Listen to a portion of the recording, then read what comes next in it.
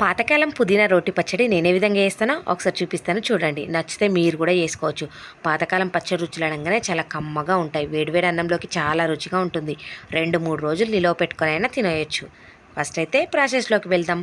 First stove మీద కడాయి పెట్టుకొని ఒక 2-3 టేబుల్ స్పూన్ల ఆయిల్ వేసుకొని స్పైస్కి తగ్గట్టుగా పచ్చిమిర్చి వేసుకొని వేయించుకోవాలి. పచ్చిమిర్చి ఇలా మధ్యలోకి తుంపి వేయించుకోవడం వల్ల మనకు చిట్లకుండా ఉంటుందన్నమాట. పచ్చిమిర్చి బాగా వేగితేనే పచ్చడి రుచి చాలా బాగుంటుంది. ఇవి ఇప్పుడు వేగినాయి కదా, వీటిని పక్కకు తీసుకొని చల్లారబెట్టుకొని ఇప్పుడు ఇదే ఆయిల్లో మనం శుభ్రంగా కడిగి పెట్టుకున్న పుదీనాను వేసుకొని వేయించుకోవాలి. పుదీనాను అంతా కలగలిసేలాగా ఇలా కలియబెడుతూ వేయించుకోవాలి. అప్పుడే పచ్చివాసన పోయి మంచిగా వేగుతుంది. చూసారు కదా, ఇదే విధంగా కలియబెడుతూ వేయించుకోవాలి, లేదంటే మాడిపోతుంది ఒకవైపు. ఇప్పుడు ఇది కాస్త వేగినాక ఇందులోకి ఒక దూర టమాటో తీసుకొని చిన్న చిన్న ముక్కల్లా కట్ చేసుకొని ఇందులో వేసుకోవాలి. దూర టమాటో వేసుకుంటేనే పచ్చడి చాలా బాగుంటుంది. మనం టమాటా పచ్చడి వేసుకున్నప్పుడైనా అంతే, దూరకాయలతో పచ్చడి వేసుకుంటే చాలా రుచిగా ఉంటుంది.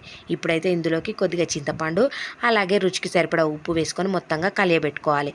ఇలా 5 నిమిషాల పాటు మగ్గనిస్తే మనకు పూర్తిగా మగ్గిపోతుంది అన్నమాట. ఇవన్నీ మంచిగా మగ్గితేనే పచ్చడి రుచి చాలా బాగుంటుంది. ఇలా మగ్గినాక ఇందులోకి గుప్పడాన్ని వెల్లుల్లి రెబ్బలు వేసుకొని పక్కకు తీసుకొని చల్లారబెట్టుకోవాలి.